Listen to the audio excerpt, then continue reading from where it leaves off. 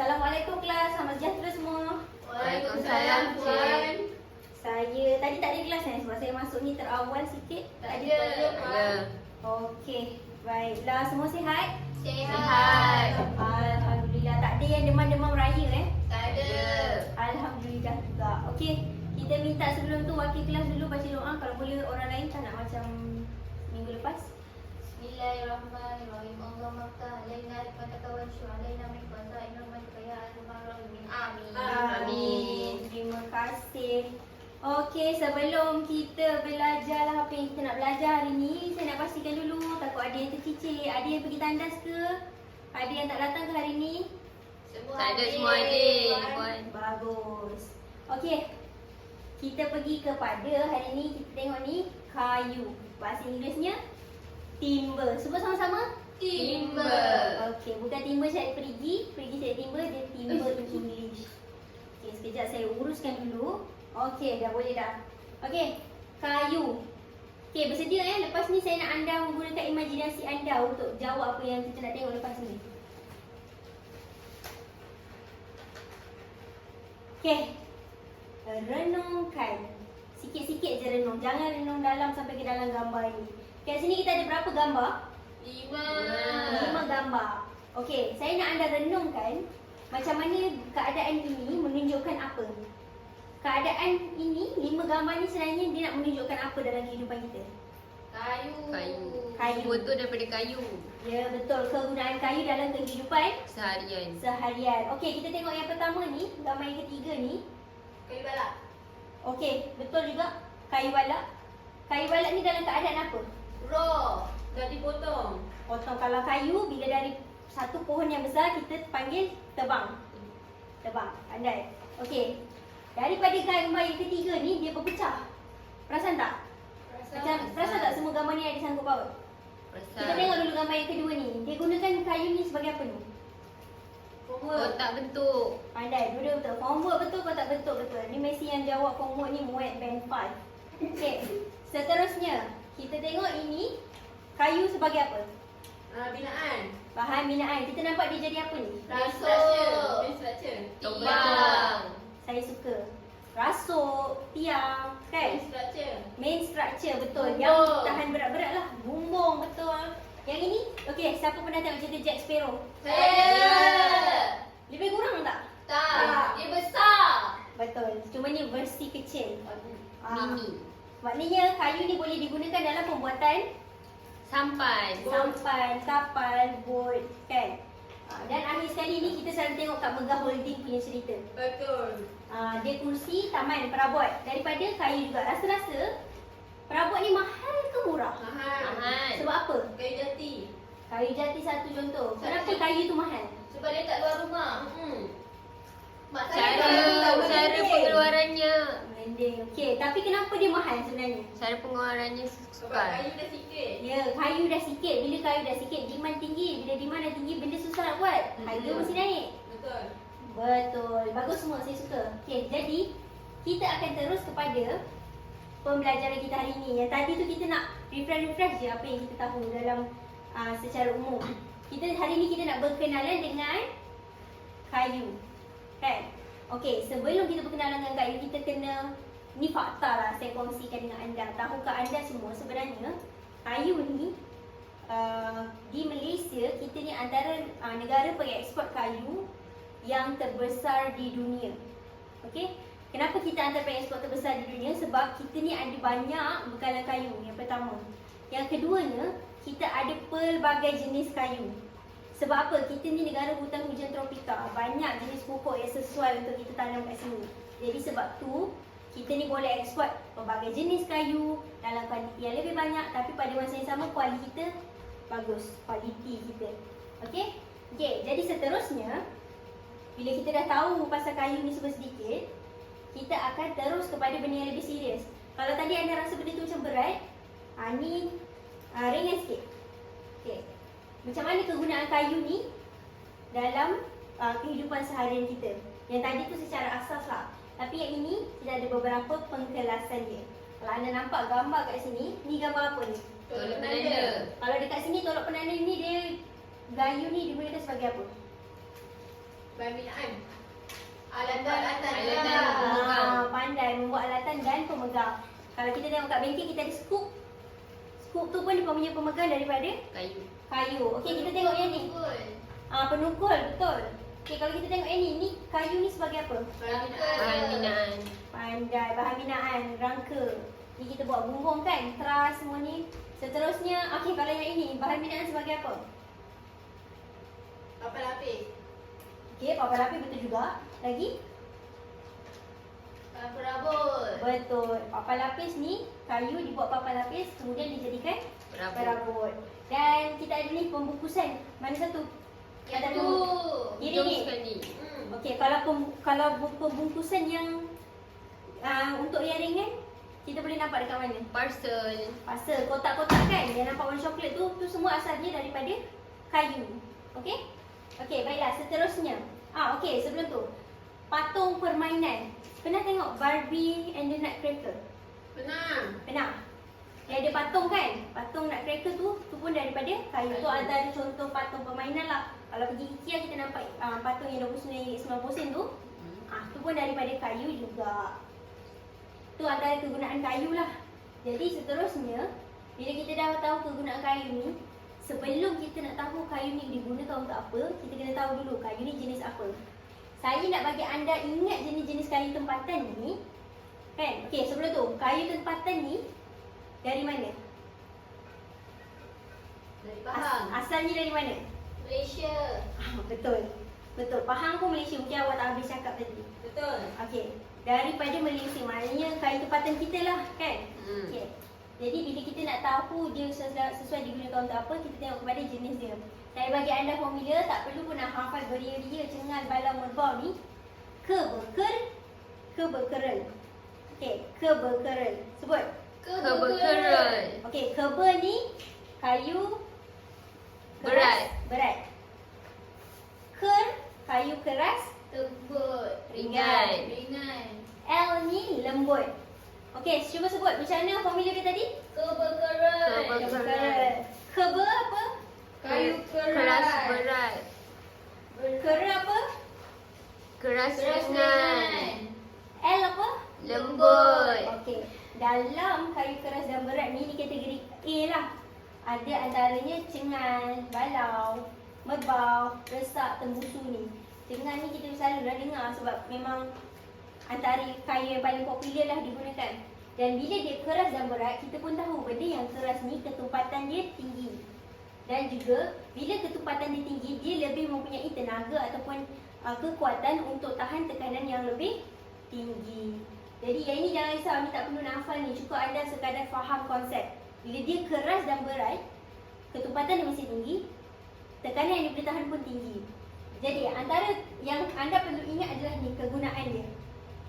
Kegunaan dia mestilah selalunya yang keras dan berat ni kita akan pakai kat dalam bahagian-bahagian kerja yang memerlukan heavy duty lah. Contohnya buat kapal, rangka, jambatan, kita buat lantai, rasuk sebab dia perlu tahan beban daripada atas. Seterusnya kita ada juga buat perabot. Perabot ni selalunya perabot yang heavy duty lah, bukan sekadar kursi taman tu. Dan juga ada juga pembinaan berat seperti landasan, kan? Okey, itu antara kegunaan kayu keras dan berat ni. Seterusnya kita tengok kepada kayu keras dan juga ringan, grade C. Antaranya adalah nyatoh, gelutung, meranti, ramin, sepeti dan kayu getah. Siapa pernah tengok orang toreh kayu getah tu? Kayu getah ni pokok dia macam model. Kurus, tinggi. Kan? So dia memang dia keras tapi dia ringan. Sebab inilah bayangkanlah orang yang macam model kan kurus, tinggi. Dia keras dan ringan. Ketumpatan dia akan lagi rendahlah sedikit daripada keras berat ni tadi. Dan juga tekanan dia pun lebih rendah. Kegunaan dia lebih kurang sama, tetapi dia bergantung kepada berapa beban yang kita perlukanlah ke atas tu. Jadi dia lebih kepada kerja-kerja ceiling, lantai, rasuk tiang, pembinaan perabot papan lapis, gerobok tahu apa tak? Tahu. Apa dia? Almari. Panel, parket dan juga susun tangga. Dan akhir sekali kita ada kayu lembut. Okey, kayu lembut ni antara kayunya adalah damar minyak. Dan disebabkan dia lembut, dia tak boleh tahan kerja-kerja yang berat lah. Kita akan pakai selalunya dia dekat dalam kerja-kerja yang menaikkan nilai estetik, seperti panel hiasan, veneer, papan lapis dan juga perabot. Okey, sebelum kita beralih, ingat balik 3 jenis kayu: berkerul, Keras berat. Keras berat, keras ringan, lembut. okey, keras berat selalu digunakan untuk Rangka. rangka. Lagi rasuk, Rasuk. Kapal. kapal, bagus. Keras ringan, Pintu. pintu. Lagi Tingkap. tingkap. Okey, kalau lembut, Almari. lembut, kayu lembut sayang. Panel hiasan. Panel hiasan, perabot dan sebagainya. Okey, nampak macam semua dah faham. Ingat lepas ni kita ada sesi rangkuman, ada wakil. Okey, seterusnya kita nak kenal pula apa ciri-ciri fizikal kayu ini.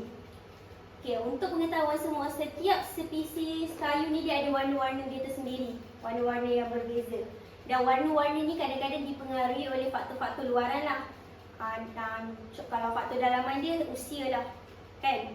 Dan juga kalau faktor luaran disebabkan tahap kekeringan dan juga pendedahan kepada alam sekeliling. Dia ibarat kalau kita tengok daun mula-mula dia berputih tu warna hijau. Kalau dia semakin dia tua, dia jadi warna coklat-coklat, kan? Sama juga dengan kayu, dia ada warna-warna dia sendiri kalau semakin meningkat usia kayu tu.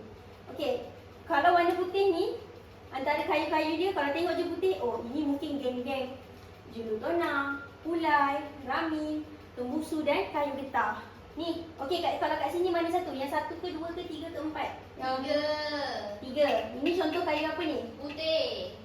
Kayu putih dan Getah. kayu getah. Seterusnya kita nak tengok kemarahan. Warna merah, kapur, durian, nyata. Okey, ini contoh yang kemerahan. Dia macam slightly warna merah, coklat yang slightly warna merah. Kita tengok kehijauan, kayu cendana dan cengal. Inilah, jangan risau, luar ni bukan lumut. Itu dia memang usia dia lah, kan? Dia makin semakin kehijau-hijauan. Kalau belah pun, dia nampak warna coklat tapi dia ada slightly sikit warna hijau. Itu kita boleh tahu, oh ni geng-geng mendana dan juga cengal. Dan last sekali kita tengok kayu keladana, punang dan juga terang. Dia merah ke oranye. Kalau tengok sini, kalau tak nampak beritahu nanti saya hantar gambar lah kat WhatsApp. Ni coklat-coklat cair, nak ke merah-merah, tiba-tiba tepinya ada slightly warna oranye. Ini adik-beradik lah ni, keladana, punang dan juga terang. Okey, 1, 2, 3, 4, 5, 6. Ada berapa warna kita? 6. Sebutkan sama-sama. Putih, merah, merah darah, kehijauan, kelabu, merah kuning. Okey, pandai. Seterusnya kita tengok ciri fizikal yang seterusnya, iaitu kekerasan. Okey. Benda yang kita kena tahu untuk ciri fizikal kekerasan ni adalah kita boleh tahu grade. Dari betapa kerasnya sesuatu kayu ni kita boleh tahu grade. Tapi kita tak boleh tahulah jenis-jenis kayu, oh ni cengal, ni meranti, tak boleh. Kita cuma boleh kelaskan dia kepada keberkerul tadi tu. Keras berat, keras ringan dan juga lembut. Okay, kita ada kekerasan kayu ni ada 4 kelas. Macam sangat keras, seragam dan juga lembut. Okay, kita tengok kepada sangat keras. Bilis, balau, cengal, gelam dan juga penaga. Inilah, nampak ni kayu yang paling sadar ni. Ini antara kayu yang sangat keras. Seterusnya kayu yang keras, merbau, kempas, tualang. Dan ketiga kayu yang seragam. Seragam ni dia antara keras dan juga antara lembut. Dia sederhana lah. Meranti, bintana, durian, nyata dan juga ramin. Dan akhir sekali kayu yang lembut, petai, pulai, dana minyak, podo dan juga jentung. Kalau yang ini, kan? Ni kategori apa? Ini pokok apa tadi? Getah, Kategori apa? lembut, Keras. Getah kan keras garing kan? Jadi dia kategori ni lah. Keras. Keras. Okey. Kekerasan kita ada berapa kelas? 4. Sangat keras. keras, seragam, lembut. Okey. Ingat 4 ni dulu pun tak apa. Sebab nanti bila awak dah faham konsep keseluruhan, anda boleh tahu sendiri. Oh keras kayu apa semua kan. Seterusnya, ciri fizikal yang ketiga adalah tekstur. Tekstur ni kita boleh tengok dalam dua keadaan. Satu sama ada dia halus atau nipis tu, atau tebal, kasar. Yang kedua adalah kita tengok ni, lingkaran ni. Tahu tak yang ini kita panggil apa? Yang bulat-bulat kayu. Pandai. Yang jawab ni nanti jumpa saya kat bilik guru, kita nak bagi ampau raya. Okay. Ira kayu ni, okay, dari segi ira kayu ni, kita boleh tentukan tekstur dia. Kita ada 4 tekstur utama juga. Halus, kasar, seragam, tidak seragam. Okey? Okey, kita tengok kepada yang pertama, halus, terentang. Ni halus. Macam ni kita tahu dia halus. Jarak ni, jarak dia sangat rapat. Itu kategori tekstur dia yang halus. Seterusnya kita ada kasar. Kasar macam ini. Jarak dia jauh-jauh. Ini tekstur yang kasar. Seterusnya meranti merah, seragam. Kalau seragam, kita tengok kepada yang macam ni. Seragam dia nak turun-turun je. Dia nak naik, dia naik je. Melintang-melintang je. Kalau tidak seragam, contohnya adalah mempisah. Tengok ni. Tiba-tiba ni bulat kecil. Tiba-tiba dia jarak lagi. Okey, ni antara tekstur dia. Sebelum saya terlupa. Untuk kita tentukan kekerasan tadi tu, kita belah pokok kayu tu bukan macam ni tau. Kita belah dia macam ini. Belah dia tengah macam ni. Baru kita boleh tahu dia keras dia macam mana. Okey, next. Dan ciri fizikal terakhir yang kita nak tengok adalah dari segi bau. Contoh dia, yang pertama kita ada bau gerah damar. Kalau siapa-siapa dulu zaman dulu, biasalah bau damar ni. Dan bila kalau dia bau damar ni, antara contoh kayunya adalah keruing. Kapur halus, contoh kayu dia kapur. Kalau yang ada bau-bau putih tu, contoh kayu dia kuling. Dan yang bau macam kulit binatang ni, biasa tak bau kulit binatang? Tak. Tak biasa? Tak. Macam mana saya nak bagi awak bau kulit binatang ni? Tak apa, nanti tunggu raya haji. Kita sembelih lembu, mungkin boleh bau sikit kulit binatang. Kalau yang bau macam kulit binatang ni, dia bau dia lebih macam bau asli. Bau nature. Tu kayu jati. Kalau bau macam sarsi sikit ni, kan? Tu kayu, contoh kayu dia medang lah. Kayu ni kalau dia baru dipotong dan masih basah, dia ada bau yang khas. Ni antara bau-bau khasnya. Tapi bau tu akan kurang apabila kayu tu mengering. Maksudnya baru potong kita boleh bau. Contoh tiba-tiba bau sasi, oh kayu medang. Tapi kalau dah tiba-tiba dah 2-3 hari dah potong, bau tu mungkin dah susah nak ada, kita dah tak boleh nak cam lah. Okey, setakat ni ciri fizikal kayu. Saya ulang. Kita ada Keras. Kekerasan, kita ada bau, kita ada tekstur, lagi satu kita ada apa? Warna. Okey. Semula kekerasan, Tekstur. Bau. Warna. Bau. okey, bagus. Okey. Seterusnya kita sampai dekat topik yang berat sedikit. Satu topik berat sikit lah. Sebenarnya dia tak berat pun. Cuma just orang panggil apa? Jangan fikir rumit-rumit. Sebab dia mudah je. Daripada satu tajuk ke tajuk-tajuk yang lain. Kita pergi kepada pengeringan kayu. Okay, apa itu pengeringan kayu sebenarnya? Kenapa kita nak kena buat kayu ni sebelum tu? Pengeringan kayu ni adalah di mana keadaan kayu itu perlu dikeringkan sampai kelembapan dalam kayu itu kurang daripada 15%. Barulah sesuai digunakan dalam kerja-kerja pembinaan. Sebab anda semua civil engineering kan? So untuk kerja-kerja pembinaan ni kena pastikan kayu yang kita guna tu tak terlalu basah. 15% dan ke bawah dia punya kelembapan. Dan mengakibatkan kecacatan pada kerja yang dihasilkan kalau pakai kayu basah. Oleh sebab itu kita lakukan proses pengeringan kayu. Okey, apa tujuan pengeringan kayu ni? 1, 2, 3, 4, 5. Kita ada 5. Yang pertama sekali kita nak bantu untuk tambahkan kekuatan, tahan lasak dan kesenangan kerja. Macam konsep tembikar bila kita dah bakar, dia semakin tahan kan? Macam tu juga dengan kayu. Bila kita dah buat keringkan dia lagi tahan lasak. Seterusnya, kurangkan kemungkinan kayu pecah, mengecut dan menggeleding. Menggeleding tu macam ni lah, macam meleding tu. Yang ketiga, elakkan kayu daripada serangan serangga dan kulat. Sebab bila kayu ni basah, contohlah semut-semut kan anak-anak, dia suka. Sebab kayu tu lembap boleh jadi rumah. Kalau bila kita buat proses pengeringan ni, tak ada nak jadi sarang semut, sarang dan sebagainya lah. Kemudian dia dapat kurangkan berat, jimatkan kos penghantaran. Sebab bila kayu ni kering, dia dah tak ada air, berat dia akan semakin ringan. Dan akhir sekali untuk kemudahan kerja-kerja awet, mengecat dan juga menggilap. Setakat ni faham tak tujuan pengeringan kayu ni? Faham. Faham. Okey. Seterusnya, ada beberapa faktor untuk kita consider dalam kita nak buat pengeringan kayu ni. Yang pertama, cara susunan kayu, saiz kayu, cuaca dan keadaan sekeliling dan juga jenis kayu. Kadang-kadang ada, contohlah saiz kayu. Bila kayu terlalu besar, kelembapan dalam kayu tu tinggi. Jadi kita kena buatlah pengeringan kayu. Akak yang panas tu, kita maybe nak cuci muka ke kalau ngantuk kan. Seterusnya, kalau kaedah pengeringan kayu ni, kita ada dua yang utama. Cuba baca semua. Semula jadi tenor. Tenor. Okey. Senangnya tenor ni adalah pengeringan yang buatan. Kan? Okey. Kita cuba klik jap tengok video ni, kita tengok video ni secara ringkas jap. Okey. Ni kayu ni dia susun. Okey, kita cepatkan sikit kayu ni. Okey, kita cepatkan sikit. Okey, kita susunlah sampai dia berapa banyak, ikut berapa banyak yang kita nak keringkan.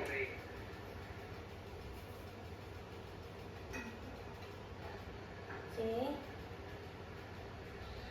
dia antara contoh dia. Kita dah susun kayu yang kita nak buat pengeringan ni. Kita dedahkan dia kepada cahaya matahari. Dia angkatlah ni sebab dia letak kat cahaya matahari. Okey, kita tengok yang ni pula. Saya tekan. Okey, kita tengok yang ni. Ini pengeringan kayu secara tenor.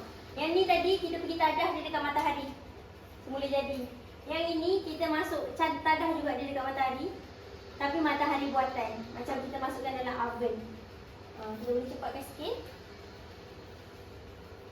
Ini ke? Okey. Sama juga. Dia tetap akan susun, cuma bezanya tadi tu susun kita bawa keluar, yang ini susun kita bawa ke dalam. Tutuplah sebab kita macam oven kan. Okey, seterusnya kita tengok secara terperinci apa sebenarnya kaedah pengeringan semula jadi ni.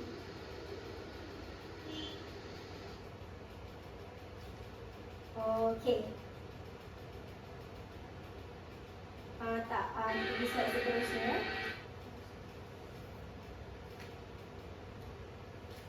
Okey. Pengeringan semula jadi. Okey, ingat kaedah pengeringan ada berapa tadi? Dua. Semula jadi dengan tenor. Okey, bawah semula jadi ni ada dua juga. Terbuka dengan tertutup. Dari gambar ni pun anda dah nampak. Terbuka ni macam waktu baby kena demam kuning. Jemur je dia kat bawah matahari. Kan? Kalau tertutup ni jemur juga. Tapi dia masih berbumbung. Kenakan matahari tapi dia macam dalam bangunan lah, berteduh sikit. Okey, kaedah pengeringan terbuka ni dia boleh terus jemur bawah matahari. Dan juga cara ni sebenarnya kurang berkesan. Sebab apa kurang berkesan? Sebab hujan nanti. Kalau hujan kita tak boleh guna cara ni. Nanti kayu makin basah. Okey, seterusnya kalau tertutup ni kita jemur kayu kat bawah matahari di kawasan yang lapang tapi ada berpeneduh, ada bumbung. Yang ini dia akan bantu jugalah kurangkan kerosakan kayu ni disebabkan hujan ke apa. Sebab kalau dah hujan kita tak perlu nak cepat-cepat tarik masuk dalam. Dia memang dah ada bumbung. Okey, seterusnya kita tengok juga pengeringan tenor. Okey, pengeringan tenor ni proses pengeringan adalah seragam dan kilang dapat keluarkan produk yang lebih bermutu masa pengeringan. Sebab apa? Sebab dia dekat dalam oven. Macam anda tengok kan? Dia dalam oven ni. Oven besar. Oven ni bukan saiz kita, dia oven yang besar. Dia masukkan kat dalam ni, dia tutup pintu tu, ada panas. Ada haba dari dalam. Sebab tu kita panggil dia pengeringan tenor. Dan masa pengeringan ini juga dapat dicepatkan. Kalau kita jemur kat luar, kita kena ikutlah matahari tu. Kalau matahari ada, tiba-tiba tak ada, kena tunggu lagi. Tapi bila nak guna tenor ni, haba dia konsisten. Jadi masa tu akan jadi lebih cepat. Okey. Dan juga pengudaran dalam relau ni dapat dikawal lah.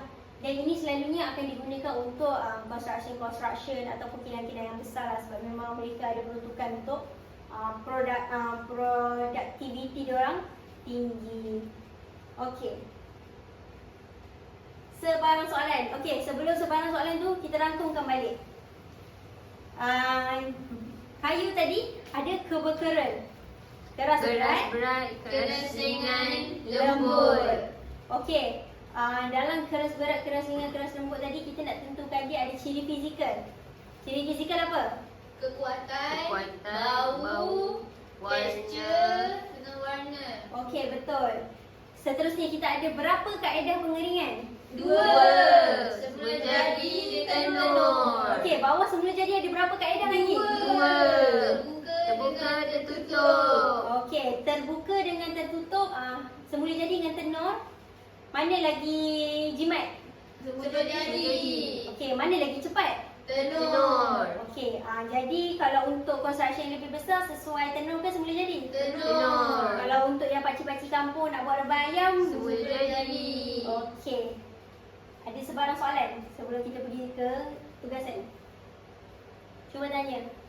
Saya nak tanya, Okey, untuk silakan. yang kalau yang terbuka tu kan, setiap kali dia jemur, lepas tu petang dia kena buat masuk dekat dalam bangsal ke dia kena biar je macam tu? Okey, good question. Okey, kalau dalam kaedah semula jadi yang kita jemur dekat luar, petang kalau dah tak ada tu, kita boleh bawa masuk dalam lah. Melainkan ada certain dulu-dulu kita nak jemur kayu tu, kita dah bentang kat bawah dia ada alas. Kan? So bila macam dah habis, dah tak ada matahari, kita selalu ambil canvas, kita tutup. Kan? Canvas yang warna biru tu kita tutup. Sebab kadang-kadang ia adalah menjadi pekerjaan yang sangat leceh untuk angkat kayu-kayu tu sebab berat kan. Tapi kalau kita jemur dia dekat dalam semula jadi tapi tertutup, kita tak perlulah sebab dia memang dah ada perlindungan. Okey. Tugasan kita sebelum kita habis kelas, saya nak seoranglah rangkumkan dulu kefahaman anda terhadap topik ni. Seorang pun tak apa, kita nak tengok. Yang lain, saya nak sebelum habis kelas ni kita ada masa dalam beberapa minit lagi sebelum habis kelas. Anda semua ambil dalam satu petak A4, cuba buat peta minda seringkas yang boleh, tapi ada isi-isi penting. Yang macam kita try sebut tadi, kebekeral, ciri fizikal. Saya nak tengok anda dapat tak poin-poin besar yang kita belajar hari ni. Okey, sambil tengah nak buat peta minda tu, saya nak seorang kawan tolong volunteer, terang sikit je. Buat rumusan sikit je. Ada tak? Biasalah dia pandang dia. Senyum kat dia, sudahnya semua elak pandang mata dengan saya kan. Akak yang tudung purple tu, saudari tudung purple. Okey, semua bagi tepukan untuk kawan kita dulu. Akak, awak pergi ke sini. Okey. Okey. Saya perasan dalam kehidupan saya ni banyak kegunaan kayu ni digunakan sebenarnya, macam meja, kerusi, bahan binaan, macam bumbung, slab, semua daripada kayu. Lepas tu dekat dalam Malaysia ni banyak juga jenis variasi kayu yang saya dah tahu, sekarang ni saya dah tahu. Ada banyak sangat jenis, daripada banyak segi fizikalnya, daripada tekstur dia, warna dia, bau dia, semua mempunyai perbezaan yang sendiri. Dan kepentingan untuk mengetahui grade kayu tu berat ke, ringan ke, lembut ke untuk kegunaan tu pun sangat penting. Sebab kalau kita nak buat sesuatu benda, kalau kita guna kayu yang lembut, peminat tu gagal lah sebab kita guna kayu yang salah. Okey. Jadi itu sajalah saya tahu. Terima kasih Humaira. Okey. Terima kasih Humaira. Betul. Nampak macam dia fokus sebab dia tak cakap pasal satu benda je, dia cakap pasal benda-benda yang lain. Okey, yang lain, peta minda tadi tu nanti ketua kelas kalau kumpul hantar kat bilik. Okey. Sebarang soalan, saya last tanya sebarang soalan? Tak ada. Okey, sekarang mungkin tak ada ataupun nanti bila dah balik malam tiba-tiba teringat ada pula soalan pasal kayu ni. Tak apa, esok datang je kat office saya. Saya ada je kat office tu. Okey. Tapi kalau tiba-tiba rasa macam kurius sangat kan, WhatsApp je. Saya akan besok bangun sahur ni mungkin saya akan bantulah untuk reply. Okey. Jadi tugasan jangan lupa hantar. Kan? Dan juga macam terima kasih Kak Humaira tadi. Saya harap minggu depan kalau saya ada minta seorang lagi untuk buat rangkuman, kita nak orang lain juga. Kan? Okey. Jadi soalan tak ada.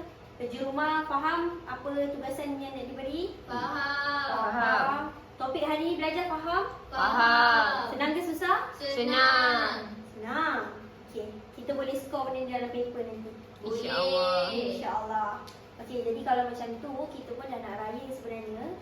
Saya harap nanti untuk raya ni beraya dengan bersederhana. Jangan nak terlalu selamat hari raya.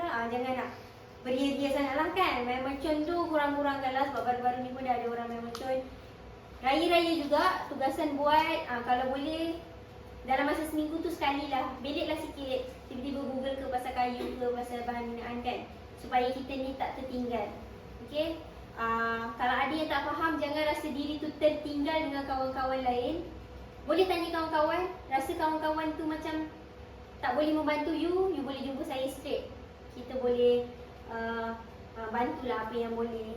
Okay. Kalau rasa macam ada bahan yang saya ajar ni tak cukup, rasa jumpa kat Google and then cuba tanya saya, Miss, kenapa tak macam ni dalam kelas macam ni? Okay? Jangan risau, jangan rasa rendah diri kalau tak faham. Kalau mana yang dah faham tu, jangan rasa terlalu faham. Sentiasa buat revise. Okay? Okay, sebelum kita akhiri kelas, saya minta seorang dulu, okay, kita baca Al-Fatihah. Bismillahirrahmanirrahim. Alhamdulillahirrahmanirrahim. Ar-Rahmanir-Rahim. Maliki yaumiddin. Iyyaka na'budu wa iyyaka nasta'in. Ihdinas siratal mustaqim. Siratal ladzina an'amta 'alaihim ghairil maghdubi 'alaihim waladdallin. Amin. Amin. Okey, terima kasih semua. Saya minta maaf kalau ada sebarang kekurangan semasa saya mengajar. Kecilkan hati anda semua. Dan juga saya ucapkan terima kasih kepada yang aktif dalam menjawab semua sepanjang kita belajar tadi, menjawab, yang wakil baca doa semuanya. Saya harap saya saya halalkan ilmu yang saya beri kepada anda semua dan semoga nanti lebih mudah faham. Terima kasih, minta maaf semua dan Assalamualaikum, kita jumpa selepas raya. Terima kasih Terima kasih puan.